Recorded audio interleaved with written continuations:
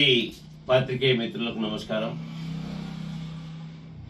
2 రోజుల క్రితం జమ్మూ కాశ్మీర్లో ఉగ్రవాది దాడి మేము సిపిఎంఎల్ ప్రజాపంద తీవ్రంగా ఖండిస్తుంది. లష్కరే తోయిబా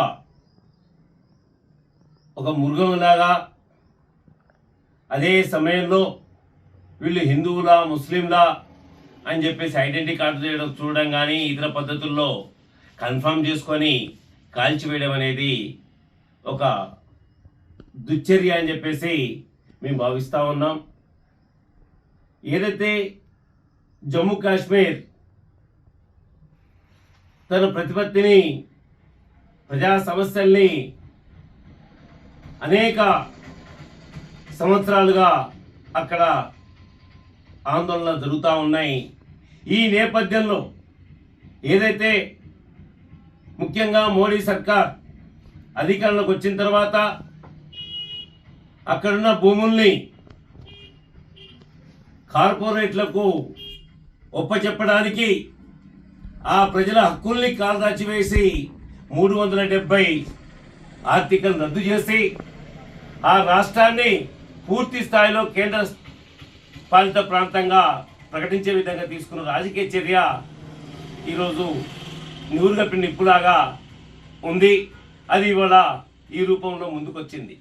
అయినప్పటికీ ఈ పద్ధతి పరిష్కారం కాదు. ఈ దాడి ఇవాళ ప్రపంచవ్యాప్తంగా కూడా ఎవరు హర్షించట్లేదు. ప్రపంచవ్యాప్తంగా ఇవాళ నిరసన వస్తూ ఉంది, ఖండిస్తూ ఉంది.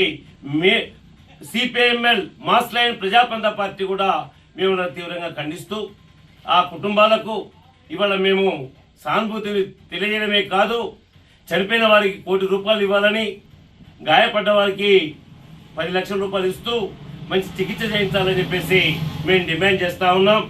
ముఖ్యంగా ఆ పర్యాటక ప్రాంతంలో దాదాపుగా ఏ సమస్య లేదు అని చెప్పి నిన్న దాకా మోడీ గారు ఇవాళ చెప్పడానికి, లేదా మోడీ గారు అబద్ధాలు తోని అక్కడ ఉన్న పరిస్థితిని బయట ప్రపంచం తెలియనీయకుండా చేశాడు. అయ్యా, మేము ఒకటే చెప్తా ఉన్నాం, మన రాజ్యాంగాన్ని ఈరోజు మీరు ఏదైతే లౌకిక రాజ్యం అని చెప్పుకుంటా ఉన్నామో, ఈ లౌకిక భావాల్ని కూడా మీరు తుంచివేయడానికి, అణిచివేయడానికి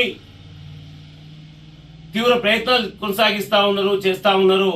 ఇది సరైన పద్ధతి కాదని కూడా మేము గుర్తు చేస్తూ ఉన్నాం. ఈ దాన్ని ఇవాళ సాగుకో తీసుకొని మొత్తం మత భావాల్ని రెచ్చగొట్టే పద్ధతిలో చేయడానికి పూనుకోవడం అనేది అప్రజాస్వామిక చర్య. ప్రభుత్వాన్ని నడిపే మీ బాధ్యతాయుతంగా వ్యవహరించాలి. శాంతియుత పరిస్థితులు నెలకొల్పే విధంగా అక్కడ చర్యలు ఉండాలి తప్ప రెచ్చగొట్టే విధంగా దీన్ని ఒక రాజకీయంగా తీసుకొని ఈరోజు ఎన్నికల్లో లబ్ధి పొందడానికి గతంలో అనేక అనుభవాలు కూడా ఉన్నాయి.